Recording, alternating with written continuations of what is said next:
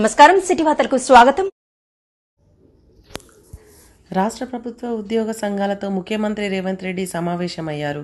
ఆదివారం ఎంసీఆర్హెచ్ఆర్డీలో ఏర్పాటు చేసిన సమావేశంలో ఉద్యోగ సంఘాల నాయకులతో పాటు మంత్రి దుద్దిళ్ల శ్రీధర్ బాబు, ప్రభుత్వ సలహాదారులు వేం నరేందర్ రెడ్డి, ప్రొఫెసర్ కోదండరాం తదితరులు పాల్గొన్నారు.